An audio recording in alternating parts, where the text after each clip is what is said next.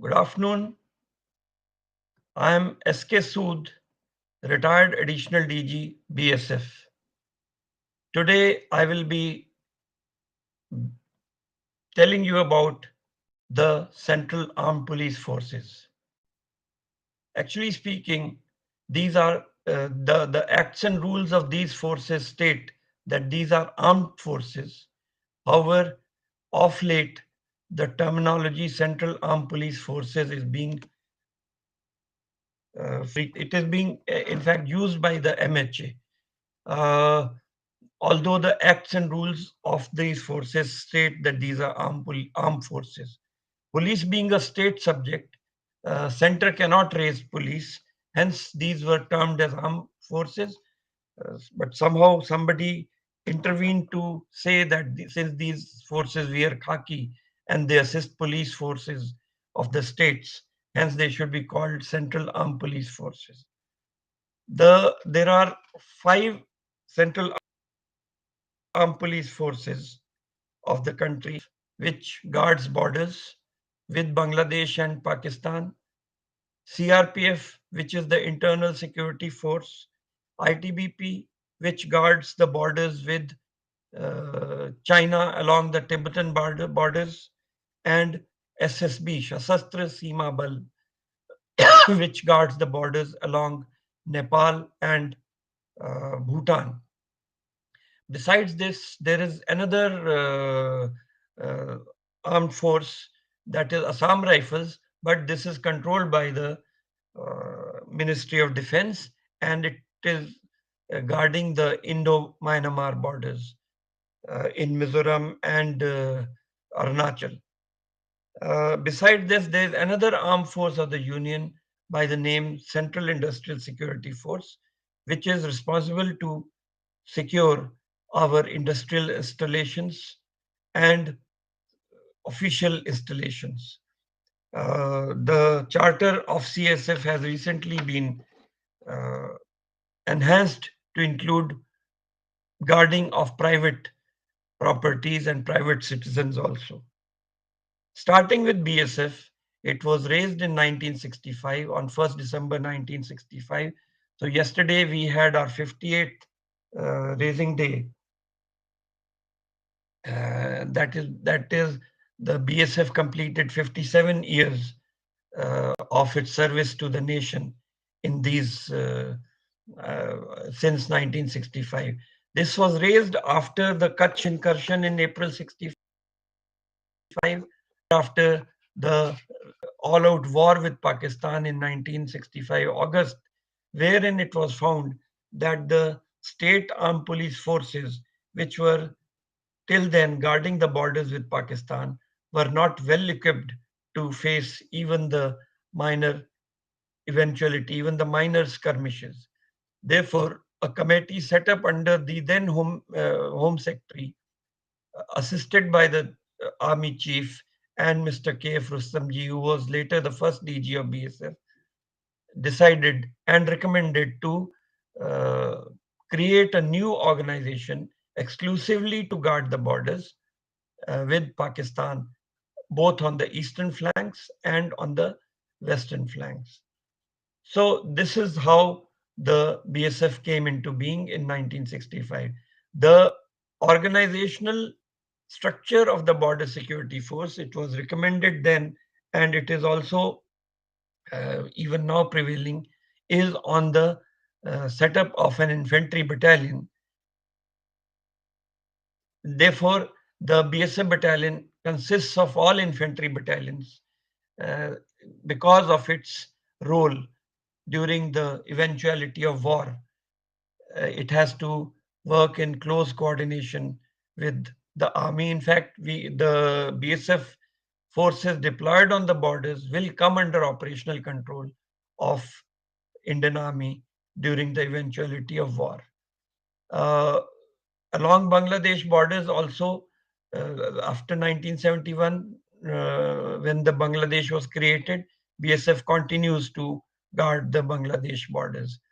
The BSF also is deployed on the line of control in Kashmir, where it operates under the Army Operational Command. The BSF now has a strength of about 2,65,000, 193 odd battalions, which are controlled by the sector headquarters, which are commanded by deputy inspector generals, and above them are the inspector generals, which are the frontier commanders. So we have 13 frontiers as of now, besides two frontiers in the ANO areas. Uh, Above the frontiers are commands, which are one for the east, one for the west, and one for the ANO sector, anti-Naxalite operation sector in the central India. And of course, we have the Director General Border Security Force with headquarters at New Delhi. So this is the general organization, and BSF is a versatile force which has its own air wing, which has its own water wing to guard the uh, riverine borders of the country along the Sar Creek area, along the Brahmaputra and Bay of Bengal area on the east, besides several small riverine patches in Punjab, in Jammu, and also on the eastern frontier. So this is what BSF does. As I said, BSF has a wartime role. The peacetime tasks of the BSF promote a sense of security amongst the border population, to prevent trans-border crimes and unauthorized entry and exit from the territory of India, and to control smuggling or prevent smuggling. This it does by establishing uh, border outposts under each battalion, and from there, from these BOPs or the border outposts, posts which operate as bases for sending out patrols and ambushes during day and night. As I earlier said, the BSF guards both Indo-Pakistan and Indo-Bangladesh border. It has also done extremely well, even though it was only 6 years old at the time of 1971 war, by uh, by its personnel being awarded by one Mahavir Chakra and as many as 11 Veer Chakras, besides several other medals and mention in dispatches. BSF also contributes to the United Nations by sending its contingents. Presently, its contingent is deployed in Angola. So this is about the Border Security Force. And the second organization that is that we'll talk about is the Central Armed Police Force. Central Reserve Police Force. This was raised in 1939 as the Crown Reserve Police during the British period, and was renamed as Central Armed Police Force in 1949 after the independence, when its act came into existence. Uh, this is therefore now almost 83 years old and has a glorious past in internal security, and also it played a major role in the skirmishes with Pakistan in Kutch area during the early 1965. The motto or mission, the motto is Seva and or Nishtha, and the mission of this organization is that it shall be to enable the government to maintain rule of law, public order, internal security effectively and efficiently, to preserve national integrity and promote social harmony and development by holding supremacy of the constitution. So one can uh, safely say that the role of Central Armed Police Force presently is to assist the civil administration in maintaining law and order, and also operating in internal security duties and anti terrorist operations within the country. It also contributes to United Nations, and it has done extremely well in all these spheres. Uh, this has also raised specialized combat units like the Rapid Action Force, like the Cobra battalions, which are exclusively exclusive organization for rapid action against the militants in difficult areas. If we go by the group of ministers' recommendations of after the 1999 Kargil episode, the group of ministers has recommended, which has been approved by the central government, that Central Reserve Police Force is the uh, Central Reserve Police Force is the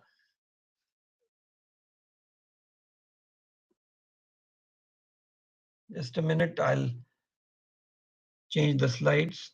Central Reserve Police Force is the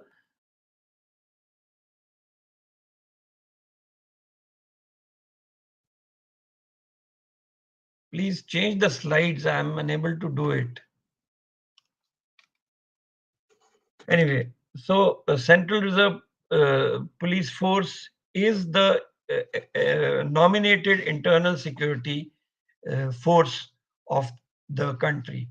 The same group of minister report goes on to designate uh, the border guarding forces like BSF, ITBP, etc., as the exclusive border guarding forces of India, and they are supposed to carry out those tasks only. The third organization that we'll talk about is the uh, Indo-Tibetan Border Police. This was raised in 1962 as the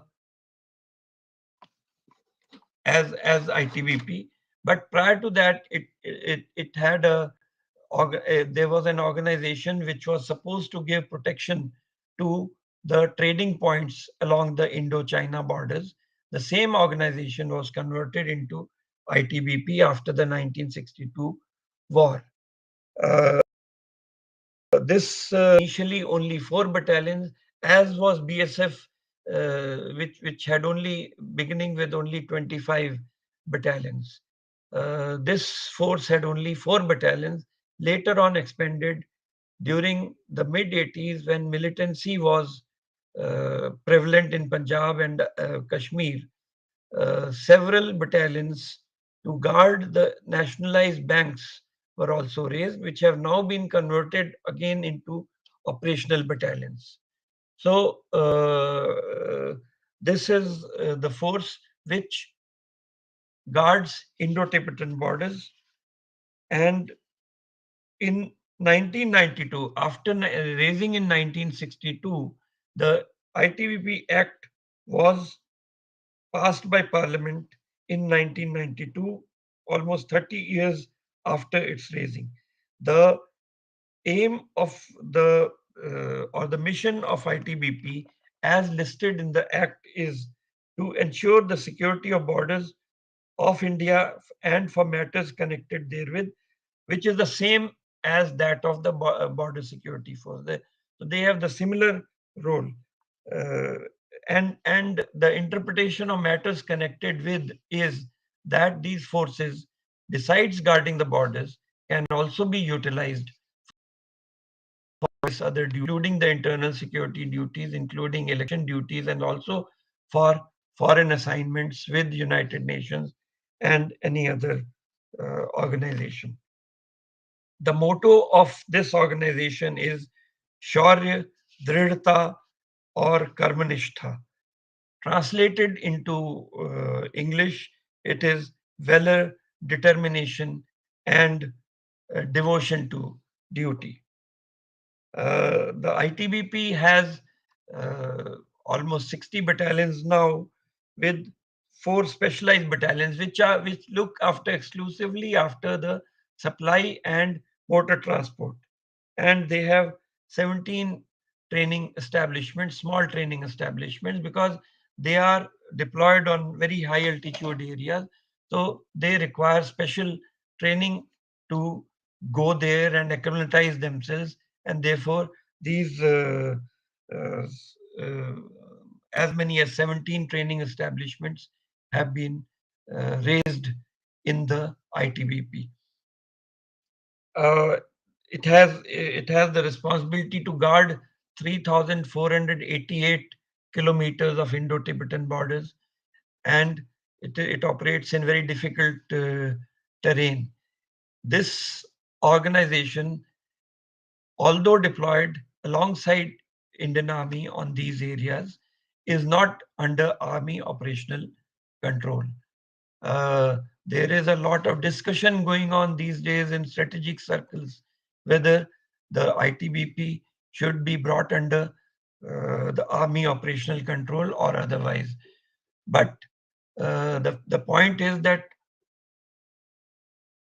several are agreements that have been signed with China provide that the borders will be patrolled without weapons. So, so that is the hitch in bringing it under Army Ops control. And as I said, like other organization, this organization has also won several uh, awards and medals by the individuals of this organization, including a 7 Padam Shri of this. The tasks of this organization are ensuring vigil on the northern borders, detection and prevention of border violations. It must be understood that 3,488 kilometers of Indo-China border with only managing with only 60 battalions means very thin deployment. And therefore, these have to be, the BOPs that they establish have to be at vantage points where they can sort of keep the entire area under observation. Uh, BSF also, ITBP also has a disaster management role for which special battalions have been raised, like they have been raised in the Border Security Force and CRPF. So a separate organization by the name of National Disaster Response Force is being culled out after taking out battalions from all these CPOs. So all the CPOs have provided manpower, which will ultimately come under control of NDRF.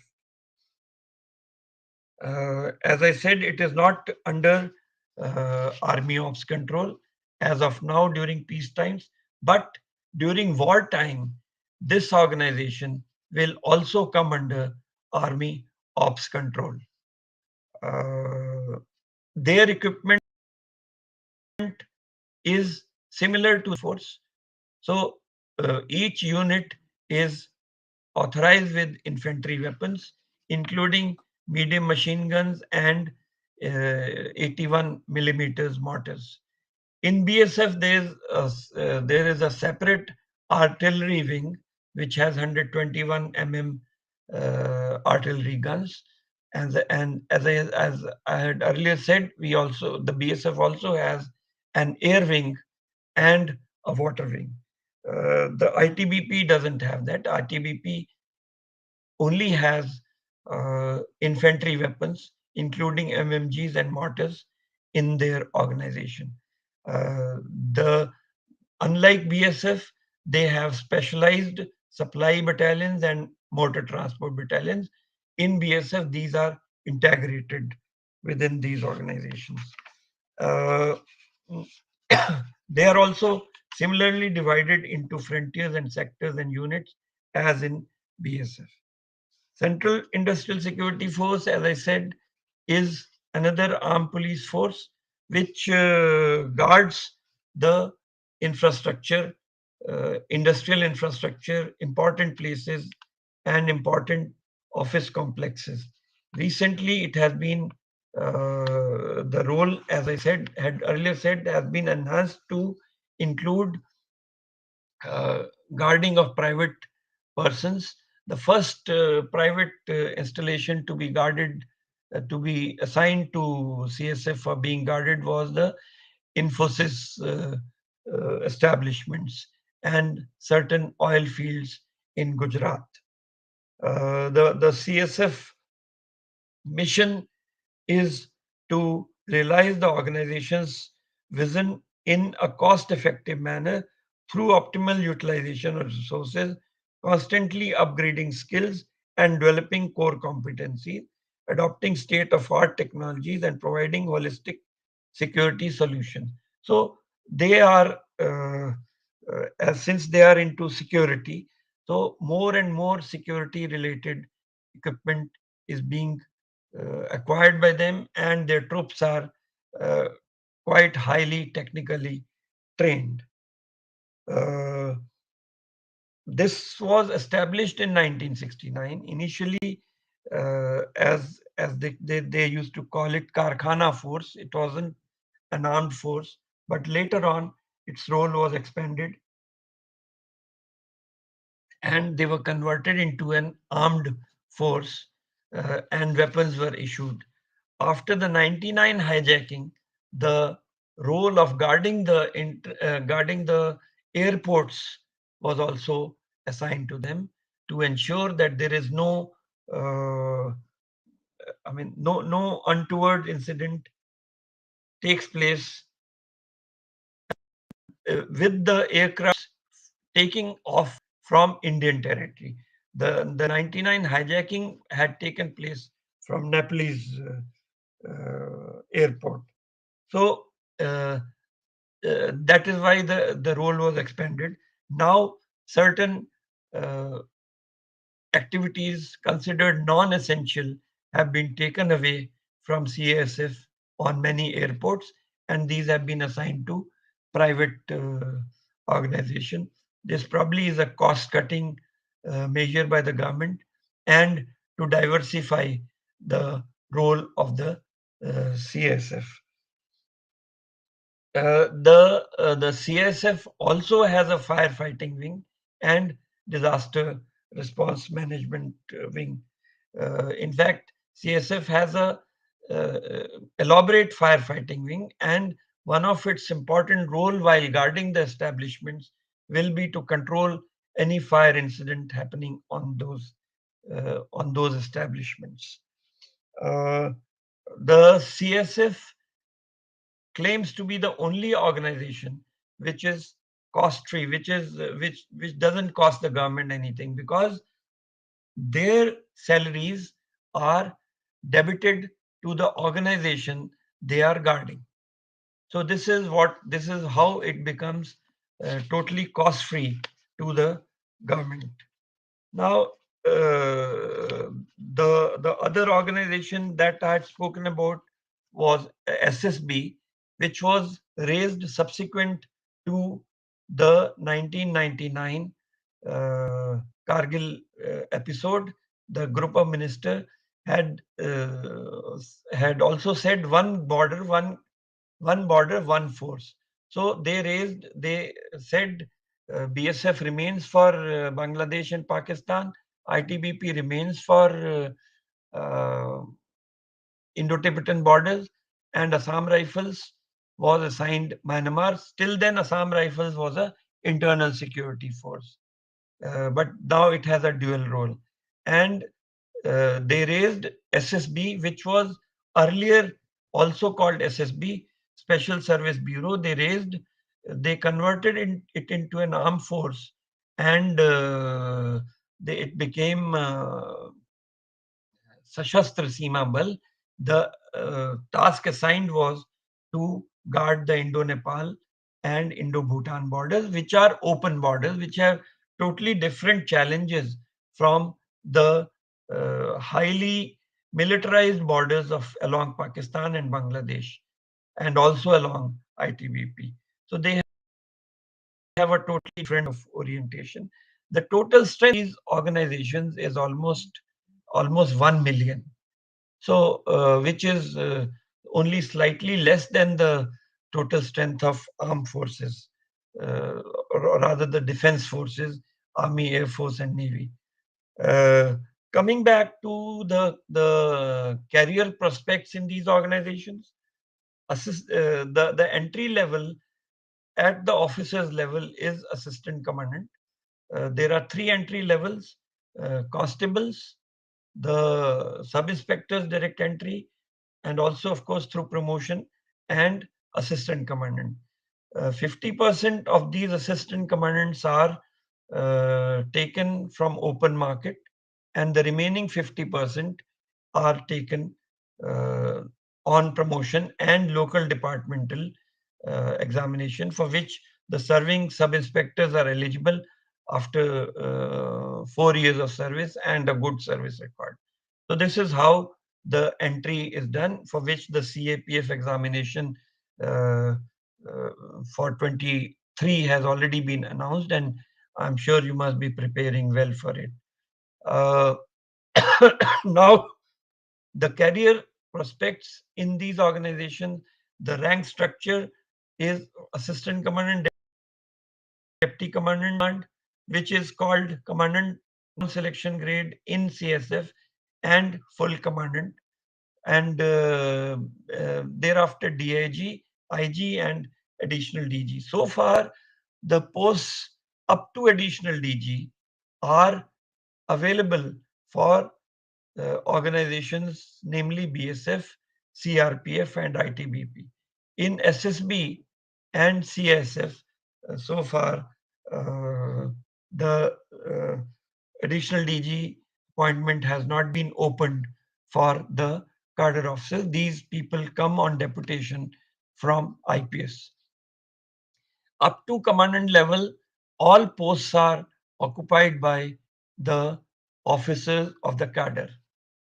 Above the commandant level, at the level of DIG, about 80% forces, 80%, about 80% posts of DIG are uh, manned by the officers of respective cadres, while 20% are from IPS and retired and re-employed brigadiers from the Indian Army. uh, at the level of IG, the cadre officers, 50% for the IPS officers. And at the level of additional DG, so far it is 25% for the IPS officers. As regards pay and allowances are concerned, these are similar to the to other civil services. The assistant commandant being the entry level for the class 1 gazetted officers. So their pay scales are quite good. After 2004, the pension scheme, the new pension scheme has been implemented, wherein uh, the contribution of the employee is matched by the contribution of central government to the extent of 8%. So while you might contribute any amount, the central government will contribute about 8%, and which is the corpus for pension at later stages. The system of non-functionation has been implemented partially after a court ruling which said that these organizations being organized service, uh, the benefit of all the benefits of organized services must be extended to these organizations. So, non-functional financial upgradation is given. At the lower levels, a scheme called ACP, Assured Career Progression, has been implemented, which means that after an assistant commandant gets the pay scale of a deputy commandant after putting in 4 years of service, and a deputy commandant gets the uh, pay scale of next rank, that is 2IC, after putting in total 10 years of service.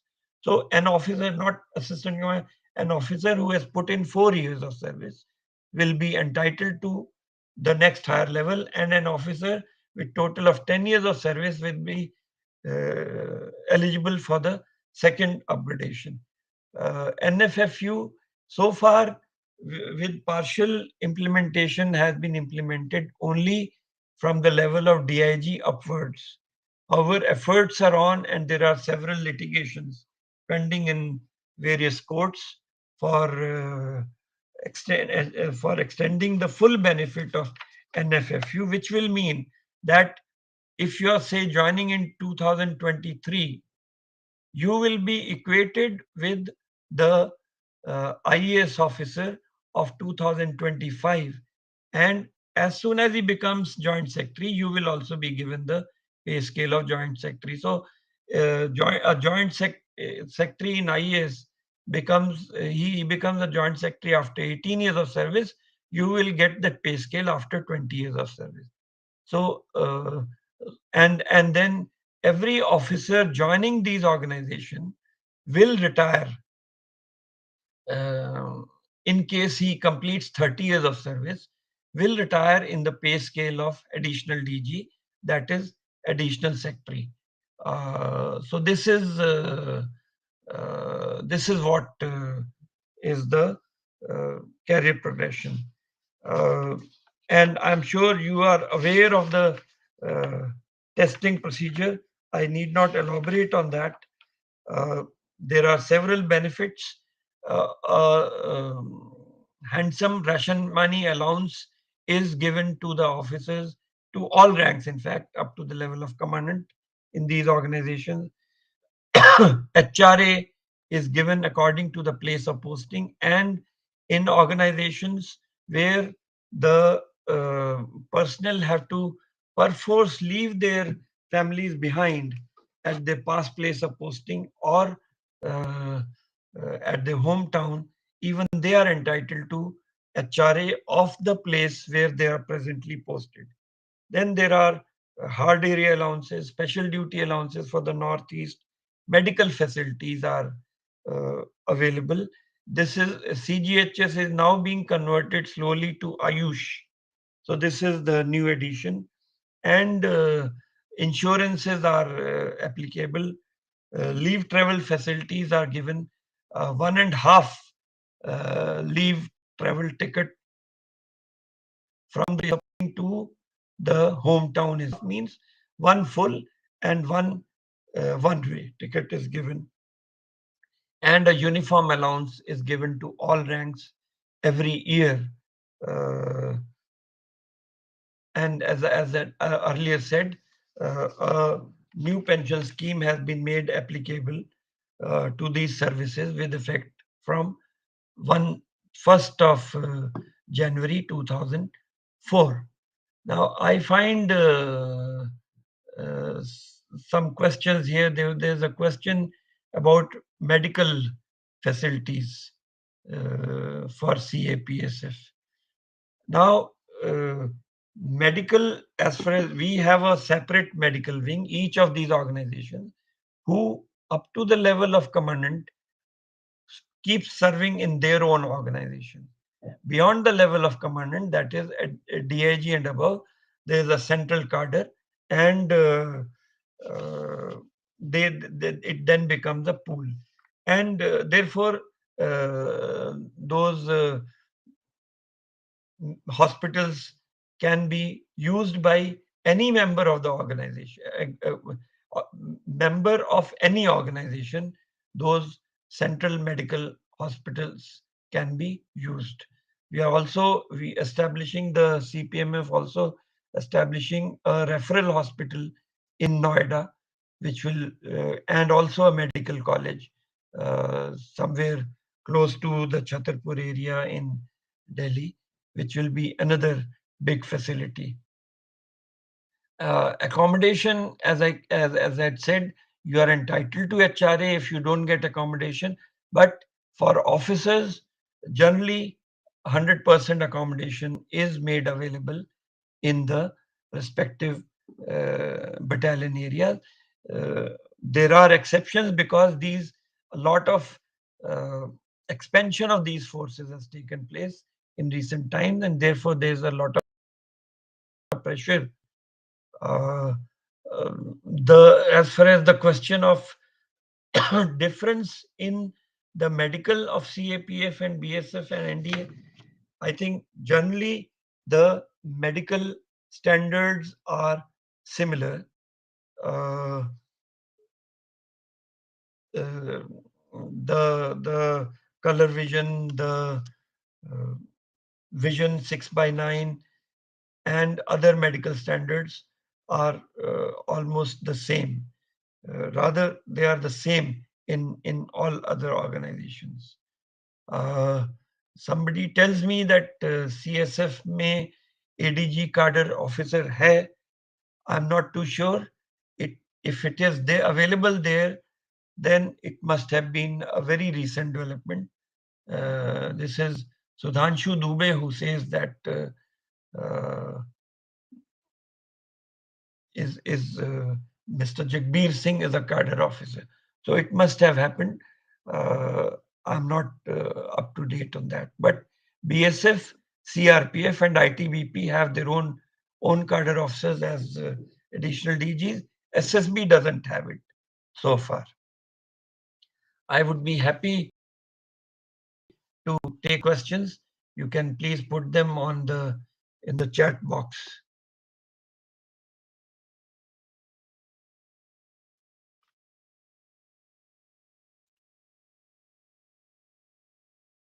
This is about the Central Armed Police Forces, and these forces are very critical to the safety and security of the country.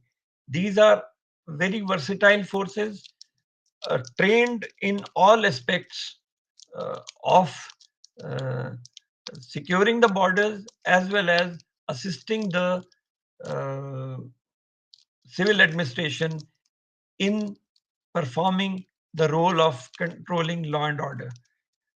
Election duties, the central armed forces are preferred over the state police because of an apprehension that state police forces may not be impartial while being deployed there. So they are very highly in demand, and as a result, on many occasions, the basic role that these forces have to perform uh, gets neglected. So, like BSF and ITBP, SSB will have to be withdrawn from borders for deployment for security for election duties. So that leaves the borders thinly guarded, and that might create a problem. So, strategic thinkers are considering this problem, how to resolve that, how to ensure free and fair elections, while at the same time ensuring that the border security does not get compromised. Similar is the case with CRPF. They are also required to be withdrawn from their primary tasks for carrying out these additional duties of election and other things. So this is one problem that we are facing. I only want to say that the service in uniform of and in these organizations grants you with lot of prestige and respect in the local society. In on the borders as well as in remote areas where CRPF etc. are deployed, the locals look up to you to help them in their times of need.